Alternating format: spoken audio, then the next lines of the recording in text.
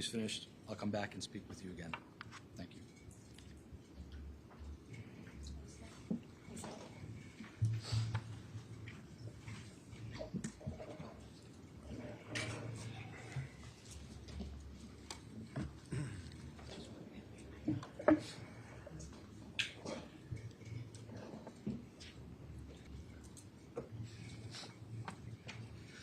Good morning, everyone.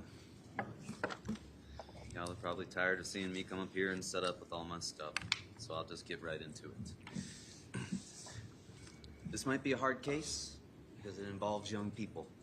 It might be difficult because it involves young people, right? But it is not a complicated case. It is a case about the most basic right that any of us have, which is the right to defend ourselves when we're faced with people that are intent on doing us serious physical harm. It could be as much as death, serious disfigurement, and all the other things you're going to hear about in that instruction. You've heard from the state here telling you, I guess, that Raul Valle is a criminal mastermind who came over there with the plan to be able to use all of this so that now I can claim self-defense. You heard Mr. Valle get on the stand. Mr. Valle, a criminal mastermind, can put together a plan like that? And back home, you know, we'd say, son, bless your heart, but that was mighty stupid. There was a whole lot of stupid to go around that night. There was a fire that got lit earlier in the night, and it started with all that drinking that was going on.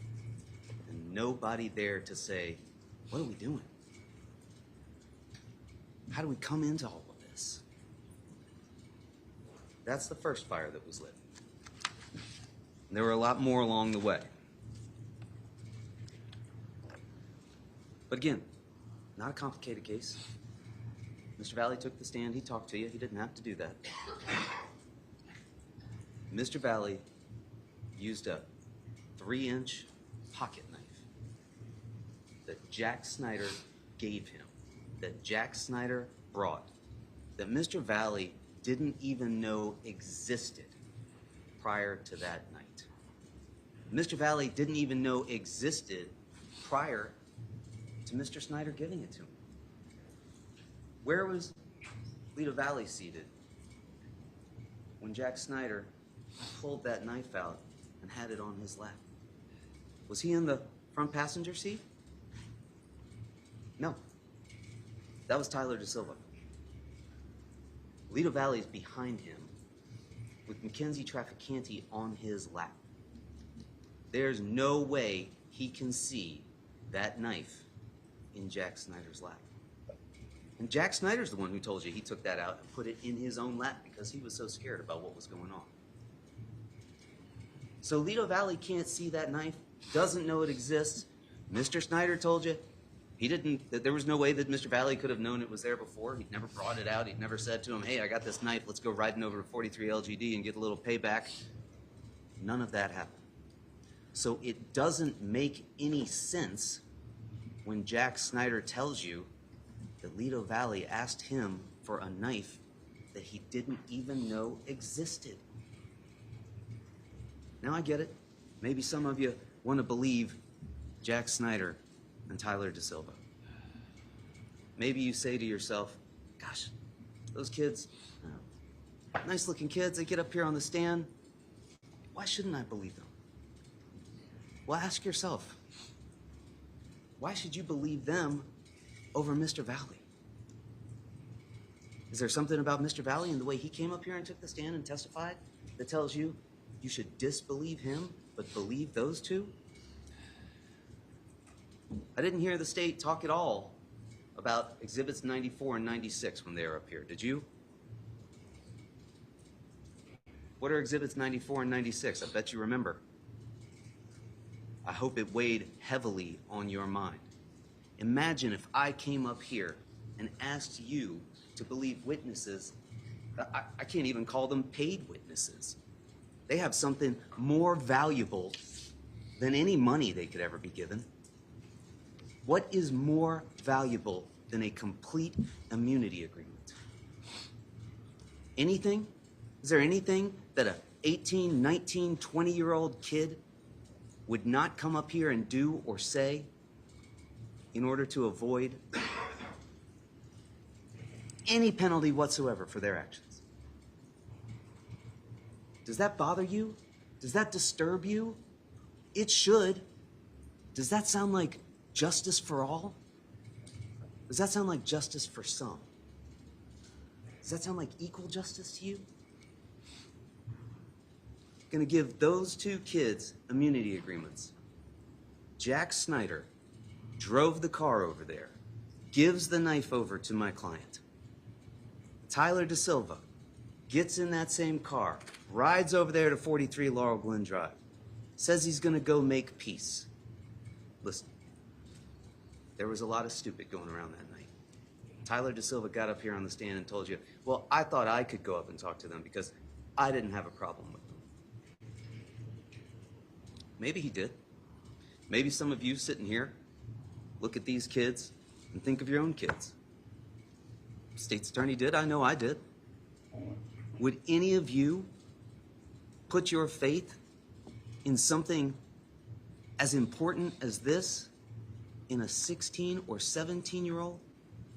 Would you have reason to doubt that maybe they would fail to go to the grocery store and get everything that you had for them on a list? But we're going to sit here and expect these folks to give us the evidence that we need in order to convict somebody of murder who's charged with the same things that these folks could and should be charged with. They told you that. They know what they're exposed to. I went over it with them. I asked them about it. They know exactly what they're doing when they're coming in here. Jack Snyder's story doesn't make any sense. He gave him the knife because he asked for the knife that he didn't know existed?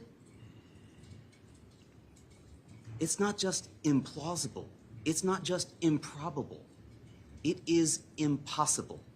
You don't ask for something that you don't know exists. He didn't know it existed before that moment. So we watched the ring video. The ring video is the 36 Laurel Glen Drive. That's Exhibit 44. You'll have that available to you. You see the car stop. You see Mackenzie get out. She's walking up ahead. Raul's already on the curb, a little ashamed, in a bad situation here. Mackenzie's obviously upset with him. She's walking down towards the curb. Tyler DaSilva gets out of the front. And then the car stops. And it's there for some time before it drives off. And Mr. Valle told you that's when Jack Schneider threw him the knife and said, just in case. Just in case what? Just in case this situation that I caused over here at 43 Laurel Glen Drive comes running down the street at you, throwing things and hollering things, and I'm about to drive off and leave you? Does that make more sense than, he was pissed off. He was the most pissed off. He was angrier than anybody else there. And he asked me for that knife that he didn't know existed. Jack Schneider has every incentive in the world to make these folks and you promises that he just can't deliver on. He's got there is no more powerful incentive in the whole world than what he's got. What are the terms of that agreement that he was given? He's got to come in here and testify truthfully. But who makes that determination? Who's he working for when he's under that immunity agreement? Not me. Not you. The state. And what did they all tell you, almost without fail, about what they did before they came in here? They met with the state's attorney a number of times. To do what? To to get ready to make sure that when they took that stand, they were going to testify truthfully. And I put air quotes around that, because what does truthfully mean in this instance? To those guys, as they told you, it meant not deviating from the things that they had said. The things that they waited 7 months, and after they'd gotten an immunity agreement, before they were going to say anything. Now, when we were in here during jury selection, some of you said, well, there can be a lot of gray. There's more than two sides to every story.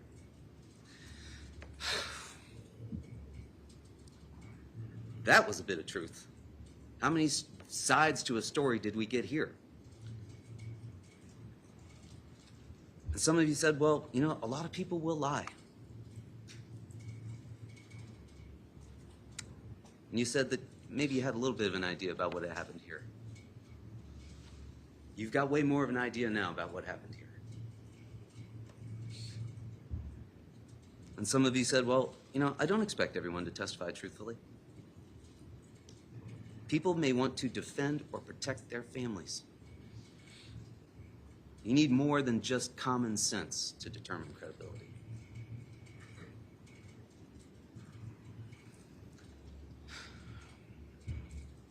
Some of you said you had an experience with a kangaroo court. And you know what that's like. Don't turn this into a kangaroo court by putting any more weight into the testimony of Tyler DaSilva and Jack Schneider than what it deserves. And it doesn't deserve any more weight than the paper and the ink on which it is written, because that incentive is overwhelming. That's more than just defending your friends or your family. That's defending yourself. And some of you said, if we don't follow the law, our system wouldn't work. It's not here just for one person. It's not here just for a few people. It's here for all of us. And that's right. You all take seats that were laid out for you hundreds of years ago. You come in and you take those seats, and you got to put your sympathy aside. Sympathy for the victim, sympathy for the complainant, sympathy for anybody. It's got no place here.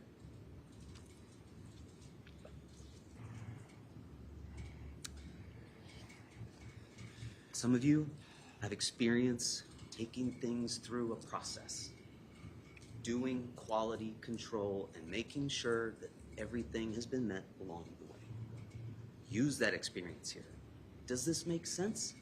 Would this pass through quality control?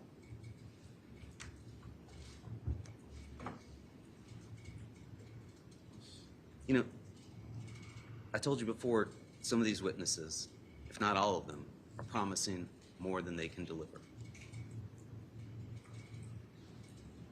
Imagine if somebody tells you something that you know just can't be true.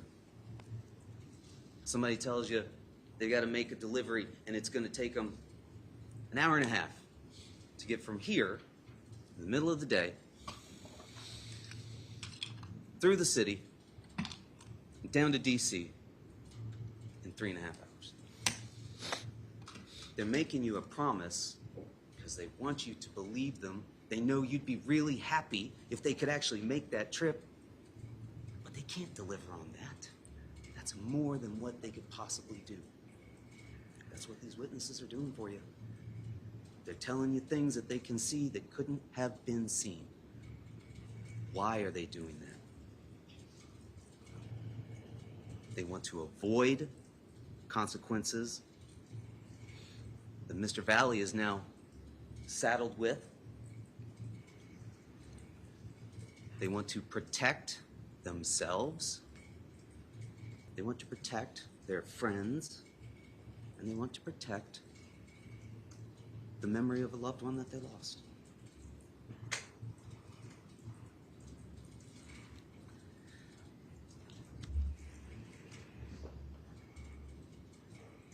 Now,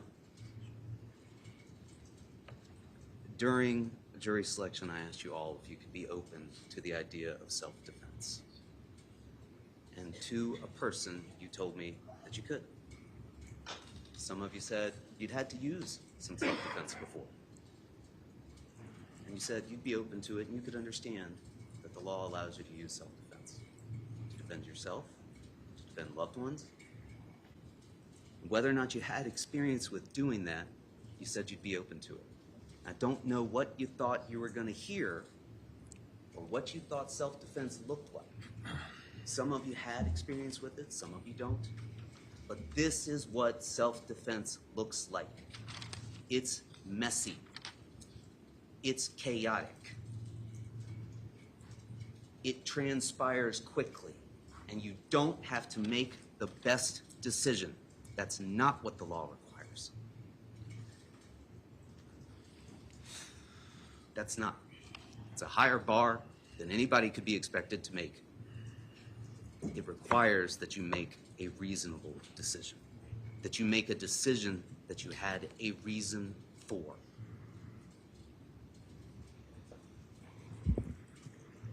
You watch those videos, you know there's a reason for the defense that he used. He's down on the ground. He's getting kicked, stomped, punched, and he's being given no reason to believe that that's going to stop unless he makes it stop. Nobody's saying, that's enough, guys. Everybody up. Just a few licks and then we'll let him go. That didn't happen. What did happen? People joined in the fray. There were at least 15 to 20 people out there, at a minimum. And you know that because if you watch that video, you can count them. Michael Samperi, Sal Perry, Jacob Villalobos, Matthew Lockovich, Ryan Hines, Ty Wood, Tanner Chernowski, Tommy Connery, Charlie Connery.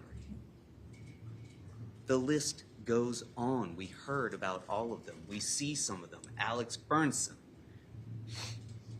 Some of them couldn't be identified. Those are at least the people that we can see. And Mr. Valle's down on the ground, getting kicked, punched, can't tell what's going on around him. Ryan Hines is on top of it. And Ryan Hines is punching him in the face. And Ryan Hines tells you, I didn't think he was aiming for me necessarily. Because he wasn't. He reaches in his pocket and he takes out the only thing that he's got there.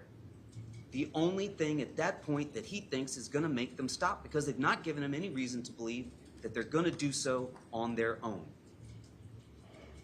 And maybe you're thinking to yourself, well yeah, but he said he brought a knife to a fist fight.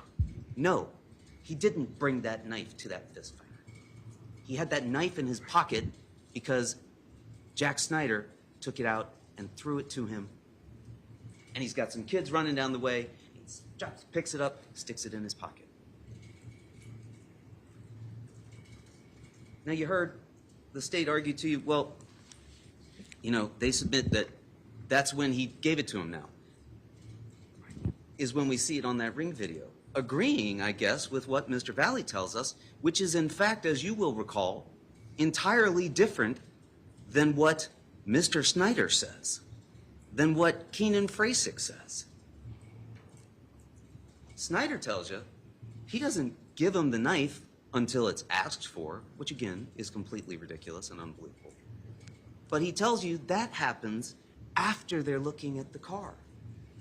After he's dropped them off, driven down the street, leaving them there, comes back, and then everybody else who was still in the car gets out. Do you remember that? That was Jack Snyder's testimony. He didn't tell you that he threw it to him while they were right there. And Keenan Frasick, what does he describe? A mad scramble through the console, through the glove compartment. Where's that knife? Give me the fucking knife. Didn't happen. It's just unbelievable. It's not what Jack Schneider or anybody else describes. But Jack Schneider and Tyler DaSilva and all these other kids that are in that car, all these kids that had once been his friends, all these kids who haven't talked to him ever since that night, though they still remain very close with one another, those kids all told you that Mr. Valle was the most upset of anyone there. More upset than Jack Schneider about his car. More upset than Tyler DaSilva, who was worried about the damages and how much it was going to cost. He was the most upset of anybody there. And he went into a rage. He was so angry. Gosh, I've never seen anybody that angry in my life. He goes digging through the car and this and that and the other. Why? Does that make any sense? Of course not. Not unless you start to think about what's motivating them to ostracize and distance themselves from Mr. Valle, to aggrandize what he was doing so that they can demonize it, so that they can wipe their hands of Mr. Valle. I had no idea. I don't know. He was so mad. He was so angry. I just thought we were just going to go get back in the car, and I was going to go make peace. It doesn't make any sense. Mr. Valle told you he and Tyler DaSilva were best friends. Again, it might have been mighty stupid to get back in that car. But there was so much stupid running around that night. And now Mr. Valle's the only one sitting here facing anything for it. Because he got in that car and had a pocket knife in his pocket. You'll recall not a single witness telling you that he got out of that car and came onto that lawn with that knife displayed. None of them saw it. He didn't get out dancing around with it, licking the blade, asking who wants a piece of this. None of that. He's not a person who carries a knife. It wasn't his knife.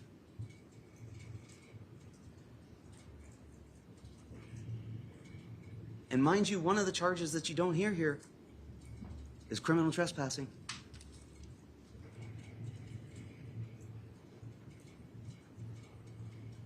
It was stupid to go on that lawn. I would agree with you. We could argue about that, and I would concede that. But it wasn't criminal under those circumstances. Those kids, for whatever their reasons were, had invited them there and wanted them on that lawn. What do they tell you? Did we hear a series of witnesses come in here and tell us all the things that they could remember so clearly, and they all could remember? I looked in the car. I might have been a long way away, but I could see Mr. Valle, and I could see Tyler DaSilva, and I could see Mackenzie Traficante, and I could see Jack Schneider. But then when it came time to tell us, well, who else was there with you? Who else went out into the front yard with you? I can't really recall. Really? But you told us that all those folks were your friends, lifelong friends, grew up with them from childhood, been over to their homes, so comfortable that when they got to the house, they could walk right up and go in through the Bilko doors. That they could go downstairs, nobody would even blink an eye, right? And when they got down there, they could see their friends, they knew who was there. But then when they all went outside, and do you remember this? It was everyone got up. All of us went together. Oh, really? Who were you beside? Ooh, I can't recall that, actually, now that you mention it. Oh, okay. Well, who was at the car? Some of them told you, there was a couple of us at the car, right? Maybe 3 or 4 of us at the car. Then others told you, no, there was maybe 10 of us that went to the car. And there were others that told you, no, there was more like 15 or 20 of us, and we were all around the car. Some of them told you, I didn't see anybody touch the car. I didn't see anything going on over there. It was peaceful, what I saw. And yet others told you, no, we had our hands on the car, we were rocking it, there was somebody bouncing up and down on the rear bumper.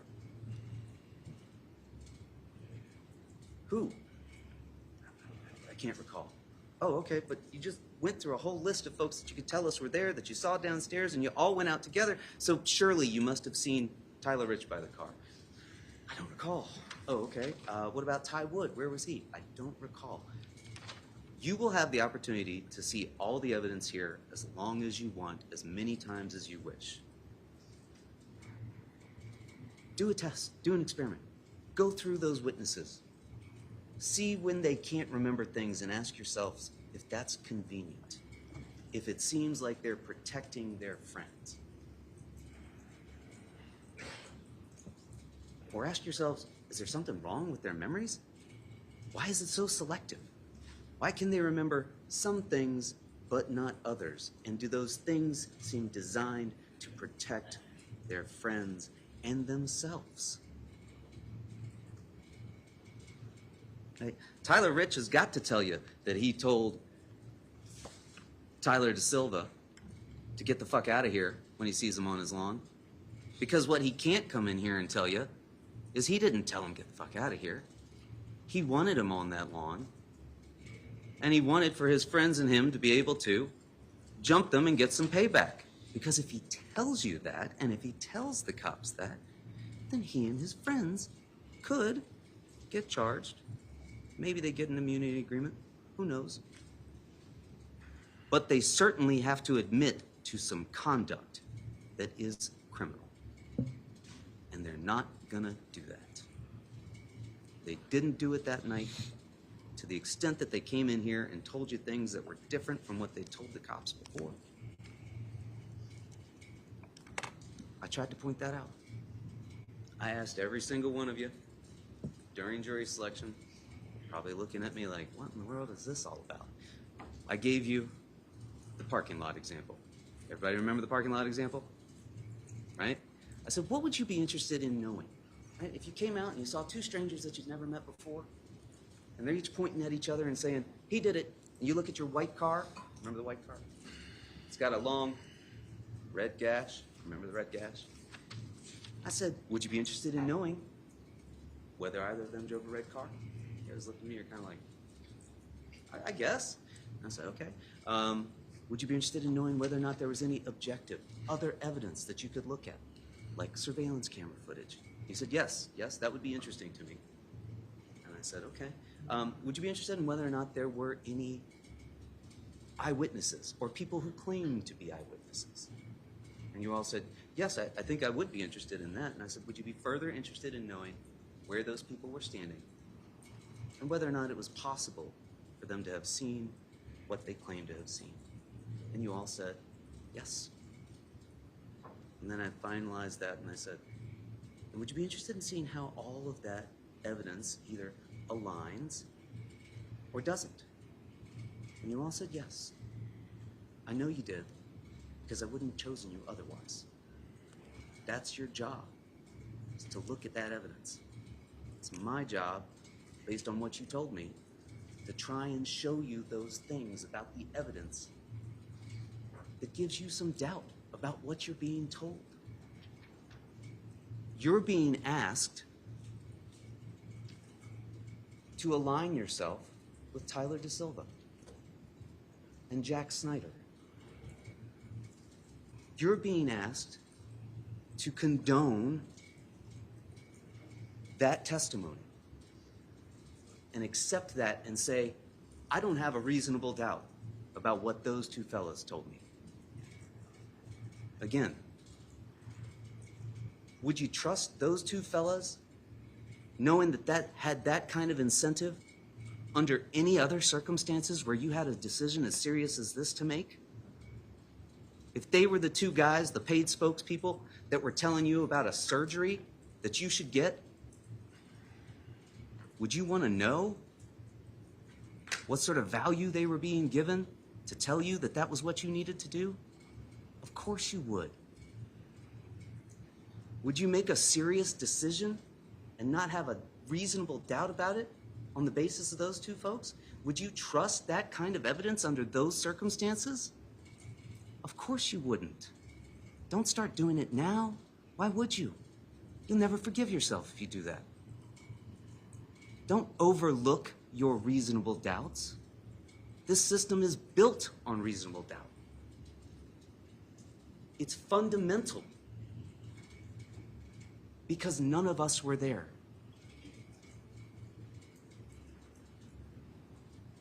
We're looking at it after the fact, and we're trying to determine, has the state proven its case beyond a reasonable doubt? You may feel inclined to try and solve the crime or somehow make things right.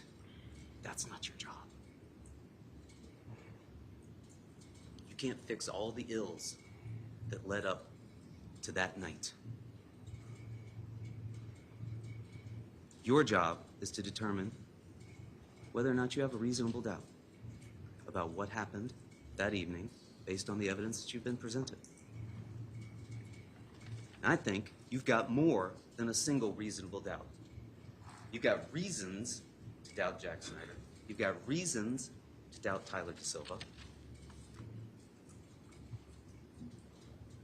And you should heed those doubts. That's what the law tells you to do. Listen to your doubt. Give your doubt credence. It is, in fact, what binds us, because it's there for all of us. And if you don't follow that doubt and give it the credence that it deserves, you're not following the law. And you're leaving these seats in a lower place than they were there when you took them.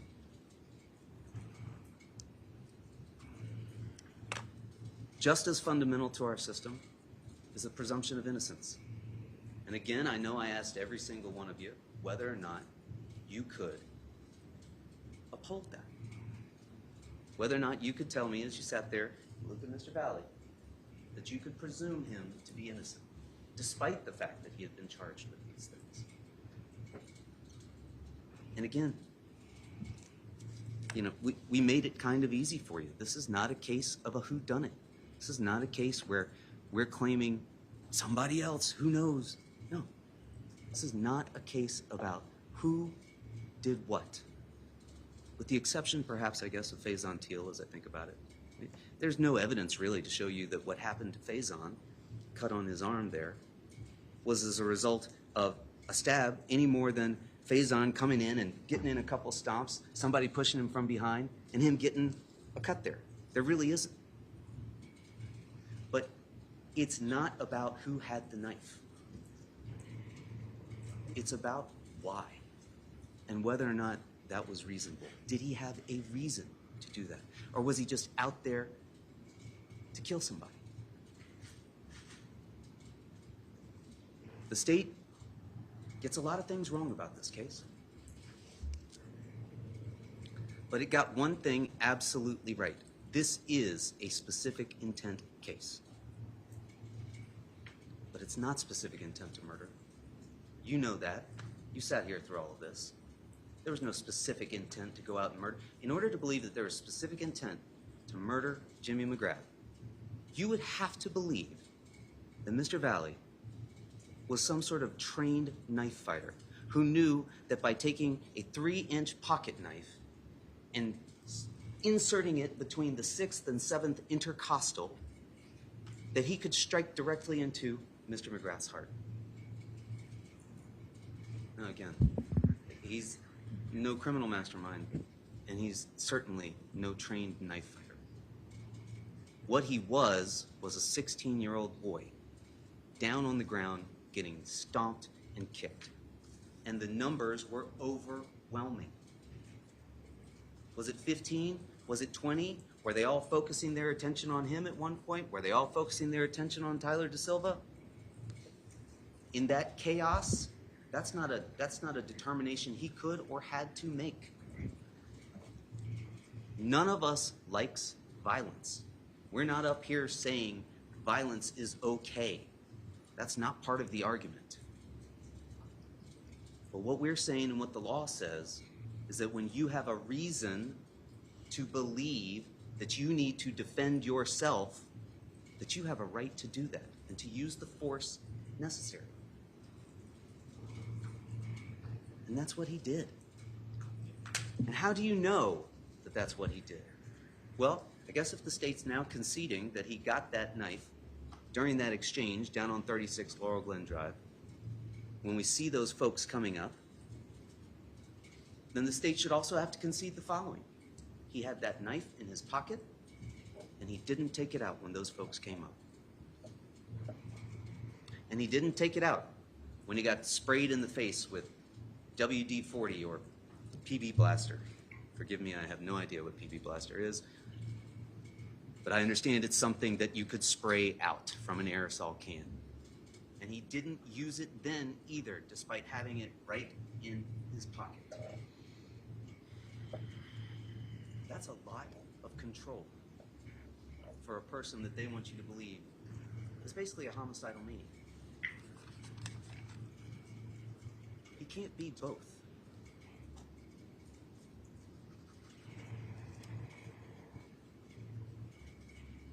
Now, when he's down on the ground, you may recall Ryan Hines telling you, again, I didn't feel like he was aiming at you. What else did he tell you about his position? Do you remember?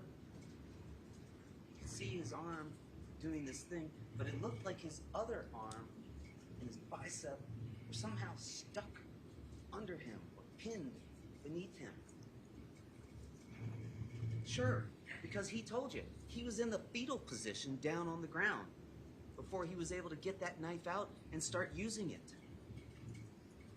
And he had not just Ryan Hines on him, but all those other boys. You can see it in the video. You've got a couple different versions of that video, and I gave you Defense Exhibit B, and I'd ask you to use it, a frame by frame that you can go through as fast, as slow, focus in on a single frame, and you can see that there are two groups that peel off. That there are two folks that are wearing very similar outfits, and those outfits look very much like the lighter bottoms, dark blue top, some graphic on the back, the Jimmy McGrath, and Tommy Connery admitted to having been wearing that night. And you can see in some of those frames feet attached to those figures, kicking a figure down on the ground that is clearly not Tyler DaSilva because he's being subjected to a separate beating over to the left. And you heard about how there were two fights that developed. And that one goes down over to the right and one's going on over to the left.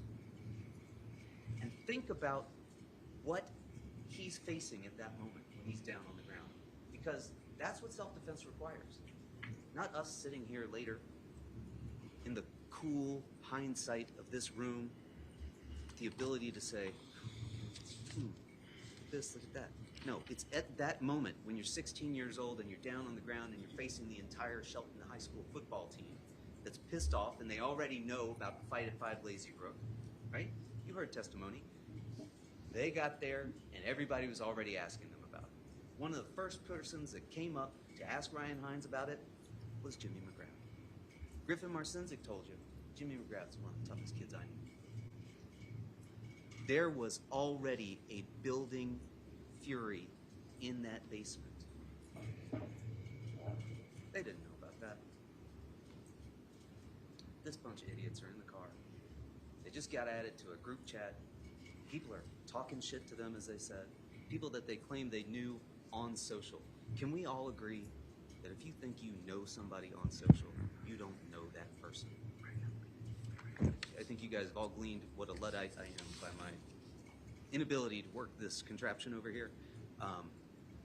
Knowing somebody on social, you just don't know anything about that person. These were all strangers, at least to my client. Now, you know they're not all strangers to Tyler DaSilva. Right? He told you about growing up with some of them. He told you about they knew cousins and things of this nature. And here they are, texting in the group chat, talking shit, and he says he thought it would be funny to tell them to come over to Trumbull High School. because they were gonna leave Trumbull High School, and if they showed up, they'd be gone. And then he told you, I saw a picture that got sent on the group chat, and I realized, oh man, I know some of these kids, and he left. He left the group chat. There's Tyler DaSilva, Jack Schneider in the front seat. And they're still going back and forth, and they're still going at it. Jack Schneider and Griffin Marcinzik are really going at it, right? Griffin Marcinzik is taking photos of the car out front saying, sitting ducks. That's what he was facing when he's down on the ground. Not you and I coming up around him and saying, what's going on here, my friend? Perhaps you should not be here right now. This appears to be a bad idea. No, that's not what that video shows. And let's talk about the existence of that video. These kids were ready. They came out with their phones going. This was gonna be a trophy. Just like a hunter hanging a head up on the wall. Let's document this. Let's record this. Not, oh gosh, we don't want this to be going on. This seems a little too violent. Gentlemen, let the young man up. No, we're filming this thing. And we're celebrating. You remember Tanner Chanowski up on that stand?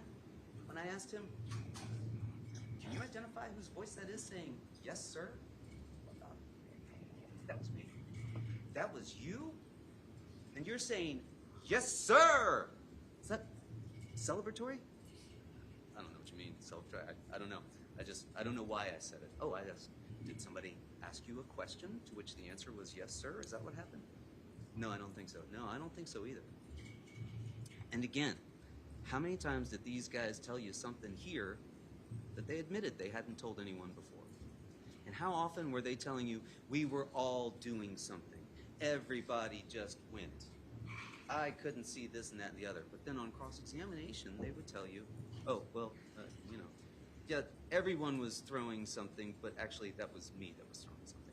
Everyone was screaming stuff, but actually that was me that was doing it. They wanted to minimize their involvement, generalize what they were doing, anonymize it, and scrub it clean so that they could come in here and tell you, we were just shocked to find this going on. You know that's not true. If you want to believe that, ask yourselves, why? Why do you want to believe that? Sympathy?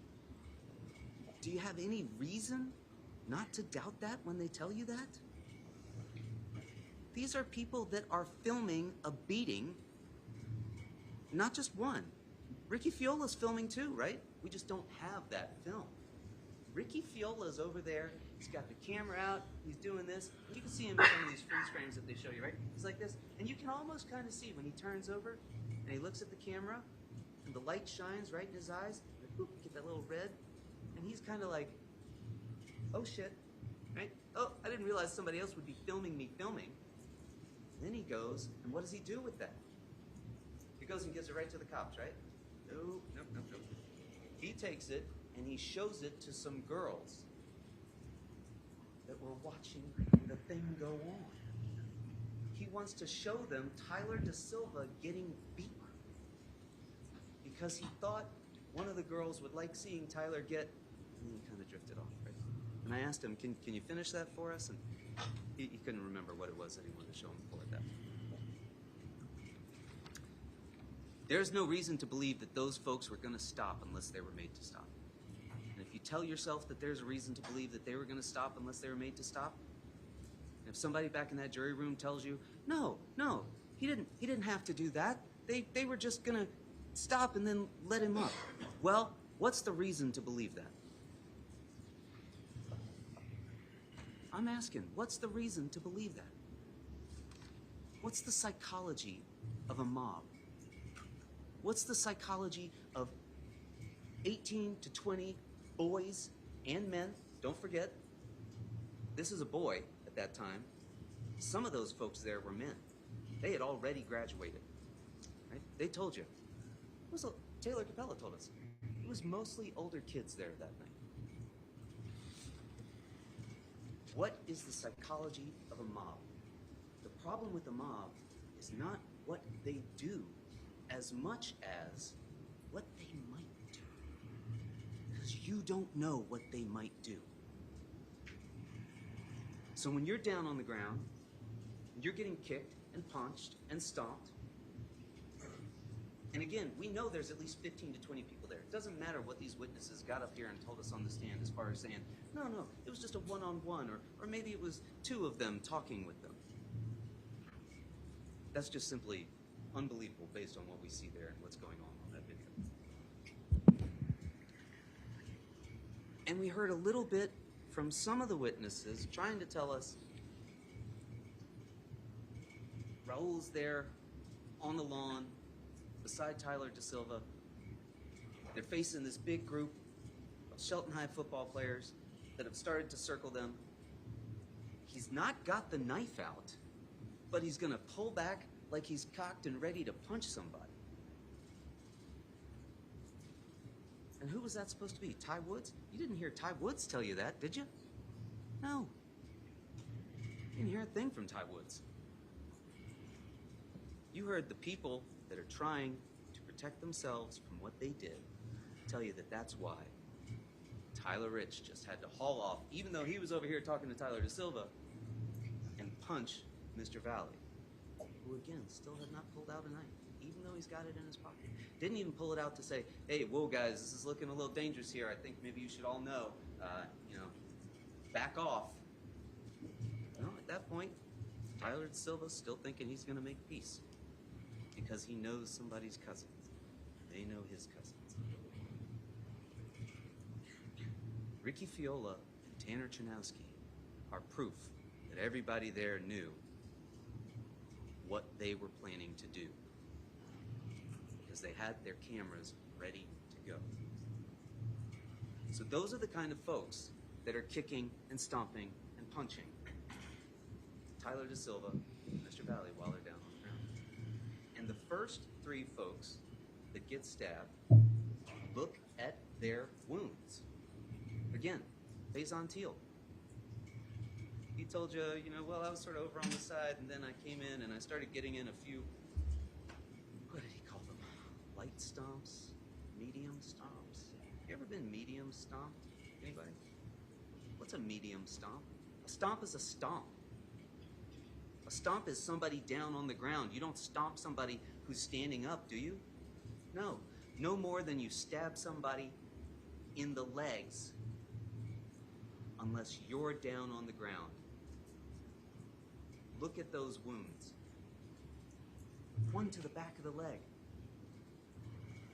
A couple to the front.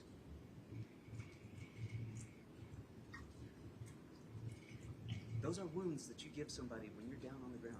You don't bend down and give a couple here and a little there and let me get one in the back. It's just not how that happens. It happens fast because you're frightened and you're panicked and you're scared and you have a reason to believe that you've got to do that because nothing else is stopping them. In fact, you heard Mr. Valle. It scared him even more after he had to do that because it didn't stop. And you've got Ryan Hines. Look at his injuries. One to the ribs. What, when you're over top of him? When you're punching him in the face? Then further down on the side, and finally one down on the hip flank area. Again, what did he do? Mr. Valle was standing with him and went, one here, one here, one here, and then one there. It makes no sense. It's not the way this happened. It's not the way self-defense happens. Again, it's not complicated. Doesn't mean it's not hard. Doesn't mean it's not difficult, the decision that you have to make. But it is not complicated.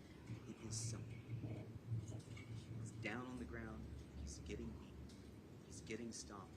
The same thing is happening to his friend. Nothing is telling them that that's going to end unless he makes it stop. So with his arm pinned behind him while he's getting stomped and kicked, boom, Ryan Hines.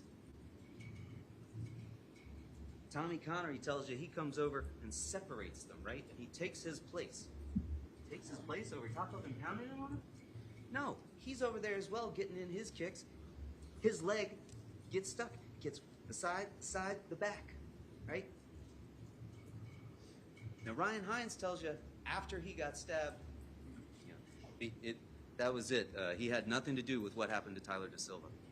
You know that's not true because you saw that video. You saw that green hoodie, black shorts with the white trim right over there on top of Tyler DaSilva, kicking him and stomping him with the rest of the group. Part of the state's argument here is simple. Who are you going to believe? Our witnesses or your lying eyes? Look at the video. Watch it, and you will see there are two groups here. You will see one group breaks off. That's the group that is beating on Mr. Valle, and then you can see them shove him into the road. He walks to the car. Thank goodness, at that point, Tanner Chernowski was filmed. Because what do we see? Camera pans over. He's looking. What's he looking at? He's looking at where Mr. Valle is. Mr. Valle's by the car. He opens the door briefly. You see the light come on inside, the interior light. And then you see his head go just like this. Right? And we can see the side of his face. We see the profile. And you can almost hear the wheels clicking inside Tanner Chernowski's mind. It's like, what's he looking at? Now you see the camera pan again. Boom. What does that camera pan right to? Tyler DaSilva on the ground, surrounded, getting pounded on by a number of kids, right? Kids that are saying, yeah, come on, get some. Who wants a piece of this? Yes, sir. That's what's going on. Any indication those kids are going to just stop that at that point? No. Not a single reason to believe that they're going to stop. They didn't stop with my client until he had used that knife. And they gave him no reason to think that they were gonna until he used that knife. That knife was a tool. It was the only tool that he had available to him to survive that night. That was the specific intent that he had. The state's charged specific intent crimes. Again, they're right about specific intent, but it's not specific intent to murder. It's not specific intent to assault. It's specific intent to survive. Because he had no reason to believe that they were going to just let him, that was going to stop. They were intent on pummeling him into unconsciousness at best, serious physical harm, almost certainly, and no way to know whether or not that was going to stop until he was dead. Just not. If you want to believe otherwise, ask yourself why. You're going to get an instruction on implicit bias. Is there something about the way my client looks, the way I am, that makes you think he's any less believable than those kids? That he deserves to have self-defense available to him any less than any one of us? That those kids, if they were down in that same position, wouldn't have done that exact same thing? Would it change your mind if he'd had a screwdriver with a 3-inch shaft in his pocket and that he pulled that out and used it? He'd have the same wounds, stabs and punctures. This is what self-defense looks like. Most of us have never had to think about that before, right? What does self-defense look like? I don't know. Maybe I saw it in a movie or something. There's no manual for self-defense.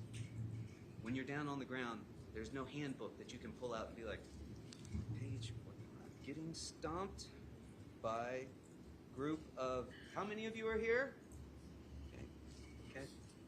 Doesn't work like that.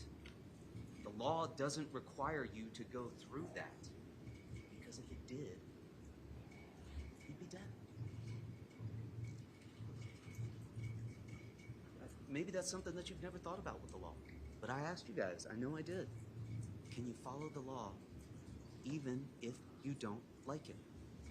And I probably gave you some ridiculous example, like, have you ever heard the song, I Can't Drive 55? Right? There's a guy who doesn't like the speed limit rules, and he says he can't follow them. Well, this is a lot more serious than that, right? This is, can you follow the law even if you don't like the fact that somebody died? But the law is, you just have to make a reasonable choice. Did he have a reason to do what he did? Yes. Do you have any reason to doubt that? What is it? Because Tyler DaSilva told you that the fight was over when he got back over there? You saw Tyler DaSilva in that video. He didn't think the fight was over. He's in the street, hitching up his pants, facing back towards the group. And we can't see Raul at that point. Tanner's perspective is over here. We can see Jimmy McGrath a little bit on the side. And you heard Mr. Valle tell you. They were forming a semicircle. They were forming a horseshoe. And I asked all of those witnesses who watched that video, where did those kids go? Where was Charlie Connery coming from? Followed by 1, 2, 3, 4, 5 kids. Who were those kids that were following him? One of them was Matthew Lockridge. One of them was Jimmy McGrath. Where were they coming from? Watch that video. Use the frame by frame. Go through that part closely. You'll see exactly where they were coming from. They're coming from just having been involved with the fight with Lito that shoved him out into the grass, out into the street.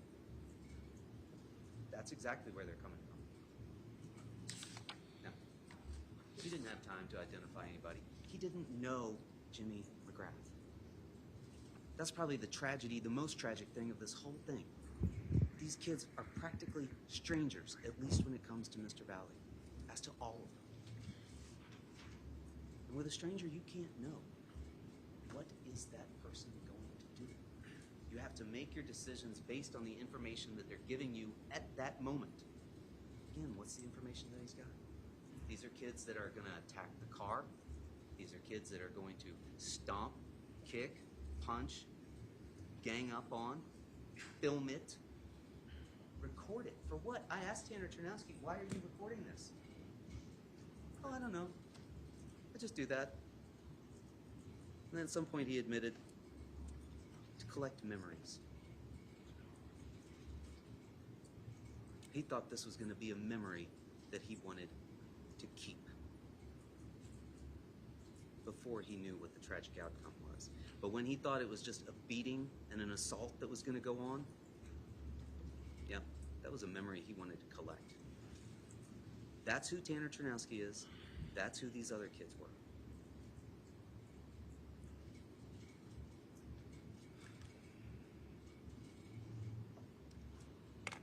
Now, some of you might be thinking, well, when he comes back onto the grass and he passes by Tyler DaSilva, at that point, you know, I can't see any of those other kids that are there. I just see Tyler, and then I see a little bit of Jimmy. Well, you see a little bit more than that. Right? See that hand?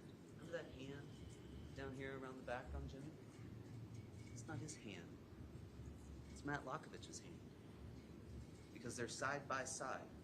Because they are part of a semicircle. This is a group that has been acting as a group the entire time. You're telling me all of a sudden this group has decided, oh, let's split up, let's single out. No. And in fact, you can see in the video, across the way, there's another person on the other side of Mr. Valle. He's got on a dark top and there's some sort of white lettering across the top. You may remember I was trying to point that out. You're going to have that evidence. Take a look at it.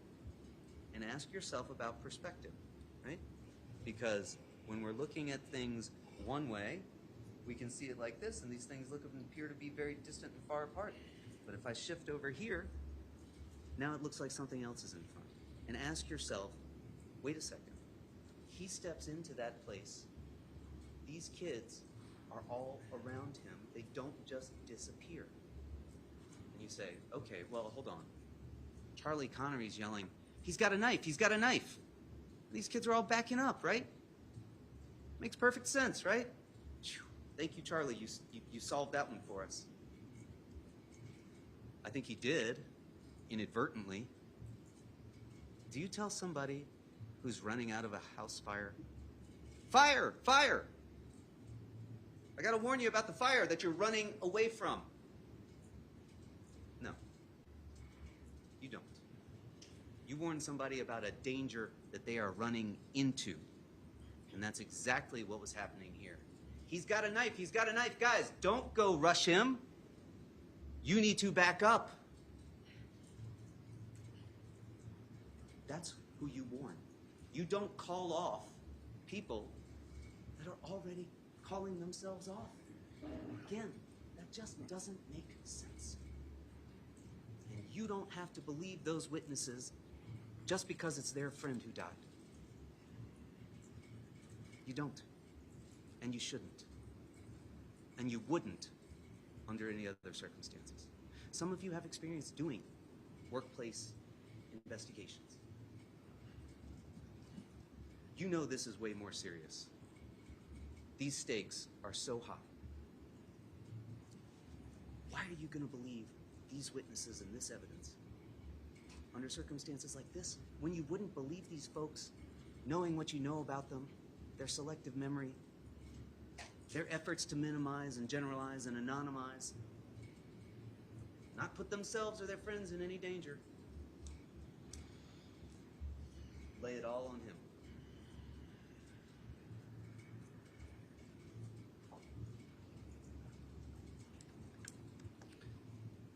So your duty is to look at this situation, the circumstances that my client faced as they were at that time. It's at least 20 verses 2. It's at least that. Could have been more. Some of these folks told you, oh, well, there's people watching. They're just sitting. They're just watching. Okay. You want to believe that, there's probably nothing I can tell you or should even argue to you. These folks had sprayed WD-40 in his face. These folks, 20 verses 2. That's 40 fists, 40 feet and legs. There's nothing that says the force he uses to defend himself under those circumstances has got to be identical.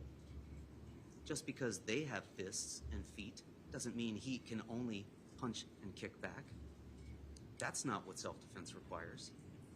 It simply requires reasonable. Is it reasonable to use a 3-inch pocket knife that you didn't bring, but that you have in your pocket because your friend gave it to you? Under those circumstances? Of course it is. Look at these wounds. Jimmy McGrath, 1 wound. That's it. He's not trying to stab him over and over and over. He steps into this situation. Look at the amount of time between the time he steps onto the grass. And again, perspective. They want to try and tell you that that kid on the far side of him is not lined up with Mr. Valle. Look at the grass underneath their feet. Valle's on the grass. That kid's on the grass too. The line of the curve goes just like this. You know about horizon and perspective? They're almost side by side, those two kids. The other kids haven't gone anywhere. It's wet. You remember me asking all these kids, is it dark, wet, rainy, misty? I don't remember. You can see it in the video. You can see rain beating on the windows of the cars. Of course it's wet. And you heard Taylor Capella tell us he came onto the grass and he slipped. He spun around. And Mr. Valle told you he got punched. Somebody swung at him. Did you see Matt Lockovich's hand on Jimmy's back? Then all of a sudden it's gone. You can infer what happened there. Matt Lockovich takes a swing at him, and Mr. Valle told you, I just swung, I put everything I had into it, I was terrified. These kids hadn't stopped before when they were stomping me and I had to use that. They weren't stopping now. Did he have a safe retreat that he could completely and safely retreat? Of course not. Last time that he had tried to get up. These kids tackled him and went down again. And here they were coming again. And we know they were coming again because we hear them being warned. He's got a knife. He's got a knife. Again, you're not telling that to somebody who's not walking towards that danger you're trying to walk them off, who's not rushing towards that person once again. Mr. McGrath is holding the edge. These are all football players, right? They know what it means to hold the edge. He's holding the edge of that horseshoe, that semicircle. He is a threat just as much as anybody else in that mob at that point. Those are the circumstances that Mr. Valle was facing. That's what you have to judge him on. And if you want to believe these kids, look, you've heard about consciousness of guilt, right? Why have we heard this evidence about consciousness of guilt? It doesn't change anything about what happened down there on the ground at that point. It's just another effort to make my client look like some sort of criminal mastermind. He knew to go out and throw the knife into the woods. Well, let's talk about that. Who told us that that's what happened? Only one person. Jack Schneider. When he's in here singing for his supper,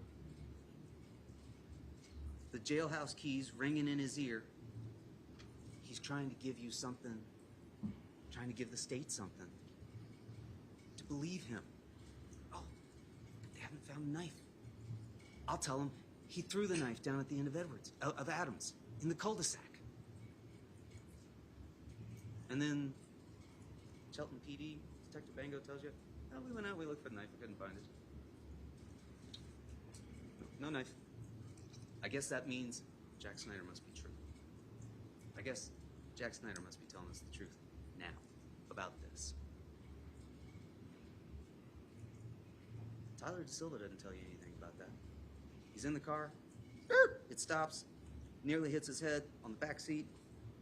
He's screaming at Jack about something. 1 or 2 seconds later, Mr. Valle hops back in the car. Mr. Valle told you. I got out of the car. I was feeling some pain. I looked at my ribs. He didn't tell you that he had the knife or that he did something with it. He told you he lost that knife, right? And he told you he lost that knife as he was running back, trips and falls. And what's he got on his hands? You've seen it. He's got 2 big, nasty strawberries on the heels, palms of his hands, exactly like somebody would have when they fell to the asphalt. Like it looks like road rash. And he lost the knife at that point. Do you have any more reason to believe Jack Schneider about anything, let alone that? Of course not. Ask yourself, if you want to believe him, why? Why do I want to believe Jack Schneider so badly? He's not giving you any reason to believe him. The text messages. Again, here's my client, criminal mastermind, conscious of guilt. So he's texting with his girlfriend, who's also, no, she's 17. He's 16, she's 17. They're texting back and forth like he's going to convince her that he wasn't there. That doesn't make any sense.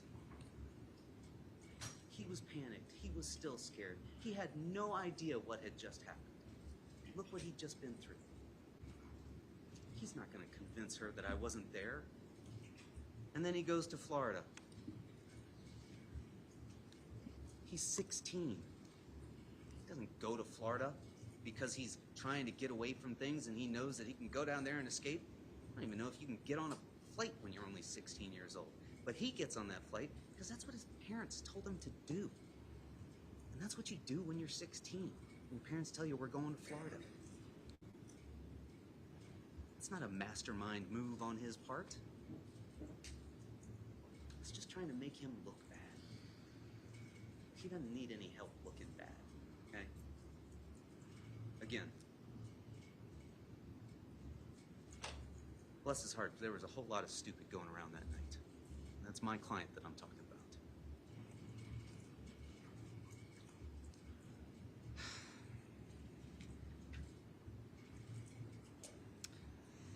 Ellie is no different than any of these other kids. And if you're telling yourself for some reason that you think that he is, ask yourself why. look at the situation all these kids were in that night. How did they get there? These kids at 43 Laurel Glen Drive were like torches. My client and his friends, they were like straw. Throw those torches in there, put them all together. There's absolutely no way to know what is going to happen as that wildfire starts to catch and goes round on the front lawn of 43 Laurel Glen Drive. But he certainly knew as he was down on the ground that folks weren't stopping with the stomping. They weren't stopping with the kicking and the punching. And so he used that knife, a tool to survive. If you're down in the bottom of a hole, dirt's being shoved on top of you, you're going to use a shovel to climb your way out. That's what he was doing that night. You have every reason to believe that.